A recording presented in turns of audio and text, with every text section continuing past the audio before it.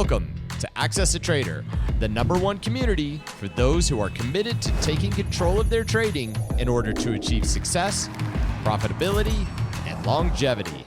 Thank you for joining us. Here's Dan Shapiro to help you find your edge, master your process, and own your future. Hey guys, good evening everybody. Welcome to another edition of the anxiousness.com nightly wrap-up show. Hope everybody is doing well. Thank you very much for tuning in, spending a couple of minutes with us. Got a lot to talk about. I'm not sure we could fit it in a two-hour conversation, let alone in 15 minutes, but hopefully we will do our best. Again, guys, all I ask is like, share, subscribe, all that good stuff if you are enjoying the broadcast. So hopefully everybody is doing well. First and foremost, prayers go out to all our friends on social media, in real life, whatever the case may be, that live in LA. Again, Mother Nature, Father Time.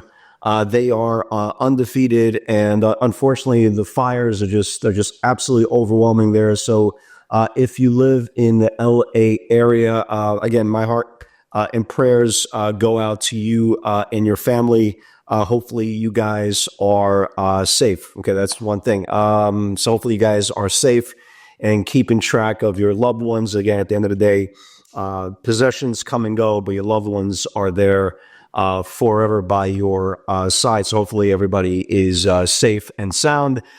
Tomorrow, the stock market is closed. It is the observance of day of rest for Jimmy Carter, right? Passed away about a week and change ago.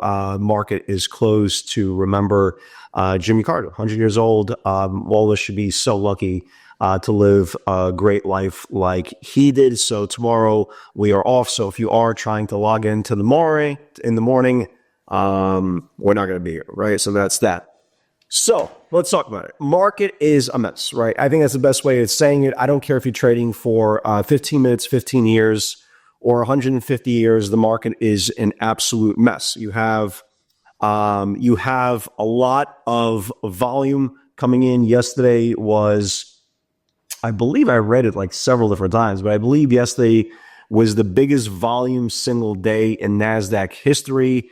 There was a lot of violence, right? If you look at the first 4 days of the year versus the last two, crazy, right? The first day we had this incredible, really great short on the 50-day moving average on the cues that set the tone right from the word go. And then that day, if you guys remember, we reclaimed the 50-day on the moving average on the close, only to rally for several days very, very aggressively, led by NVIDIA, right? Today, we kind of had the same scenario, okay? NVIDIA yesterday let us down, right? Let us, figuratively and literally, let us down. You had kind of a sell the news scenario on their CES presentation. If that wasn't damaging enough, you had the CEO of NVIDIA talking about the quantum, right? The quantum, the robotic, all that good stuff. He basically say, hey, man, these things are 15, 20, 30 years away. And, that destroyed the whole group. Anything with the word AI got wrecked. I think that's the best way of saying it. It got absolutely wrecked. I mean, you guys see the list. I mean, you don't have to go through all the lists. But again, some names. Soon, RKLB. It doesn't matter. Anything to do, not RKB, I'm sorry, wrong ones. Anything to do with quantum, right? Anything to do with quantum, anything to do with AI just got absolutely smoked. And this, again, represents speculation money. If that wasn't enough, you start looking at all the mega cap spaces, right? You see a string of just bad-looking charts, just really bad-looking charts. Microsoft, we've been talking about, for a number of weeks now, is just settling in below the 50-day moving average. You got AMD, just cannot get out of its own way. Matter of fact, after the close, if Biden hasn't done enough, right? After the close, the Biden administration, was kind of reading it here, the Biden administration plans additional curbs on exports on AI chips from NVIDIA and AMD. And after the close, so they're both getting hit, right? Both getting hit, AMD and NVIDIA. And today, NVIDIA closed right above its 50-day moving average, where it had an incredible battle all day today, above 40, below 40, above 40, below 40, and it closed above the 50-day moving average to kind of save grace going into tomorrow. But as you can see here on the extended hours, after hours, it's trading 38 and change. We'll see. We'll see if the bulls come back for it. But the problem is the market is a mess, right? Violence, messy. Yeah, the FOMC minutes come out today. Nothing really earth-shattering. Again, these guys just get paid to speak. Every word is $1 in their bank account, so nothing really coming out of there. But the problem is when you have a messy market, brings a lot of damage to your account. The last couple of days, I've been trading very, very light. Yesterday, I recorded the video before I went to my daughter's basketball game.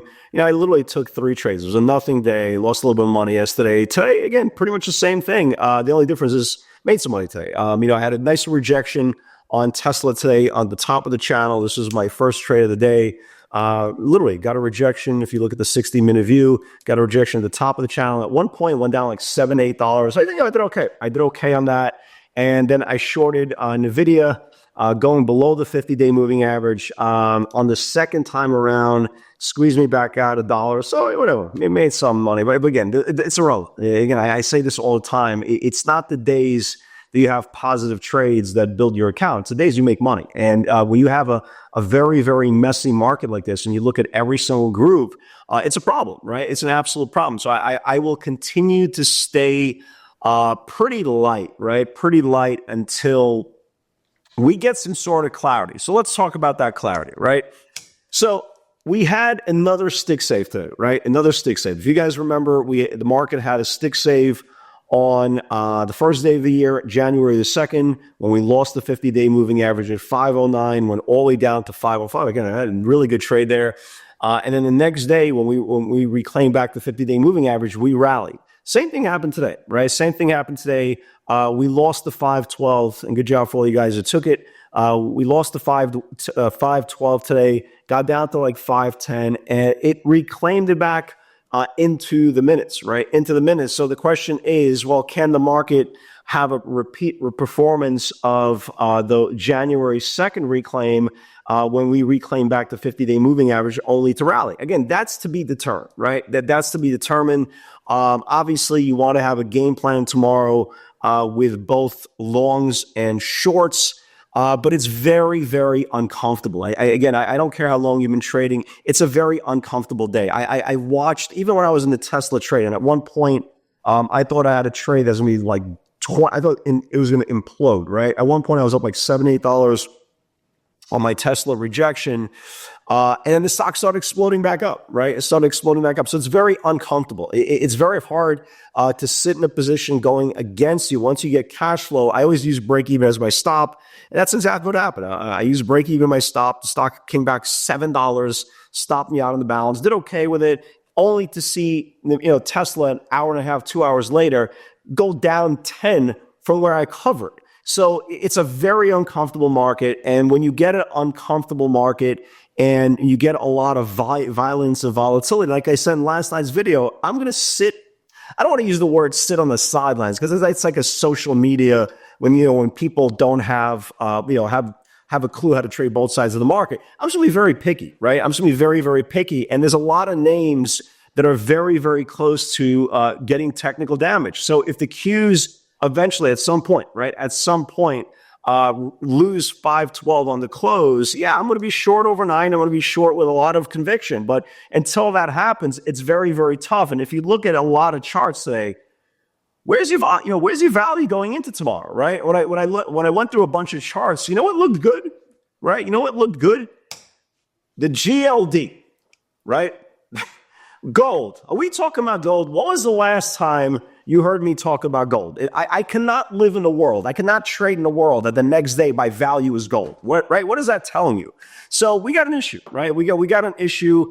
The speculation money again got really drowned out very, very aggressively on those quantum names, and now you're getting a little bit of an area where to be very, very I don't want to use the word worrisome, but very aware. Guys, look at Bitcoin, right? Bitcoin right now, let's see where Bitcoin's trading right now. Bitcoin right now is 94,000, right? 94,000. For all you guys who trade Bitcoin, and again, I don't trade Bitcoin, but I keep it as a barometer to kind of gauge speculation money. Okay, so we've already seen the quantum names, the AI names get sucked out with the speculation money. Watch Bitcoin. It's been defended like 4 weeks in that 91,000 area. It's like 4,000 away, 3,000 away. Watch that area. If we get, if Bitcoin starts losing that 9190 area, I think there's going to be a ripple effect in the rest of the market. Okay, I really do. Just again, that's the ultimate retail chase FOMO trade in the last X amount of years. So it's going to be very, very interesting to see if Bitcoin holds that 91,000 area, or does that give up and really start spiraling things out of control. We'll see. But the game plan for tomorrow is, let's see, right? Let's see if there's a carbon copy performance of the stick save that we had on January the 2nd of the Qs reclaiming back the 50-day moving average only to rally. Let's see if it can happen again. Or do we lose today's range tomorrow and then we start attacking the January 2nd lows? Again, it's a very, very delicate area we're in. We're in a very, very delicate area. And I said this today for the newer traders, right? The newer traders in the webinar. I'm like, this is violence. This is pure violence. We talked about this last night in the video. You really got to pick your spots. You really have to understand the ramifications, what you're doing here. Because again, your goal as a brand new trader is get the cleanest, right? Cleanest, easiest, safest path to goal line. When you see stocks like this going up 5, down 10, up 10, it's impossible, right? It's impossible to trade with any type of size, impossible to trade with any type of conviction, because you absolutely know you're literally one tick away from getting run over and wicked to death. And it's a very, very real thing. So you got to be very careful, right? We got to be very careful. What I'm definitely watching out for is that potential close below 512 on the Qs. Let's see tomorrow. Again, you have the Qs coming in a little bit right now after the close, just because AMD and NVIDIA taking some of the semiconductors with it. So let's see tomorrow if the NASDAQ confirms today's channel back to the downside. If that happens, we will have some pretty good channels on deck. If we do rally, again, you have to be prepared on both sides. So let me give you guys some names I am watching for tomorrow. If we do rally, right? If we have a scenario, if we do have a scenario like we did on January the 2nd when the Qs reclaimed, let's keep an eye on Apple. Again, the chart doesn't look great. It looks nothing but right? But the point is, you can see it at least it reclaimed back a level. If it could reclaim back the 5-day moving average tomorrow, maybe it wakes up. But again, I'm not really counting on the longs tomorrow. I'm just not. Like I said, even today when we attempted a rally, I don't want to be long with your money. Okay, I think it's the best way of saying it. I've been doing this for 25 years. I know what technical damage looks like. I know what violence looks like, and I know what happens next, right? I really do. And so far, we've been trading this tape pretty well. The last couple of days I've been light. I lost a little bit yesterday, made a little bit today. It's just like, I really don't care about those days. I just want to make sure we're looking at the market the right way. Eventually, this mess will play itself out, okay? And when it does, we'll have a lot of clarity, right? We'll have a lot of clarity, whether it's to the downside or to the upside. So let me give you guys some names on both. Apple, we just talked about briefly. Do I like it? All right, we'd rally. Look at AI, right? Look at AI. First close today below the 50-day moving average. If it loses the 65-day EMA, which it held today, we should get more downside. Look at a name, for example, like Tesla, right? Look at a name like Tesla, for example. Tesla's just holding on, man. It's just holding on to this 34-day EMA. It's just holding on to dear life. Again, you have a series of lower highs, lower lows, 3 days in a row, got rejected off this intermediate channel, got rejected on an upgrade a couple of days ago. These are all very worrisome signs. If you look at the 60-minute view, right? It's just holding the Bollinger Band here. You can see today it held it 1, 2, 3 times. I want to watch it tomorrow. If it loses the Bollinger Band and confirms, this thing can get hit. A name to the upside that doesn't look bad, CRMD. I don't know what the hell this thing is, but it looks like it had an incredible run in September. Had a big run.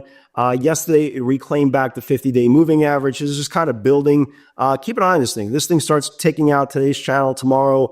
Maybe this thing wakes up as well. But again, if you look at every other stock, I mean, where's the value, right? Like, show me again, where's the value here? Amazon, not here nor there, it's stuck. Microsoft is just stuck below the 50-day moving average. Meta, it's just, it held the 10-day. Maybe if we rally, maybe we don't. But again, it's a mess. It's an absolute mess. And guys, always remember, sitting on your hands, right, is a crutch, as an excuse, because it means you're not confident enough to trade both sides of the market.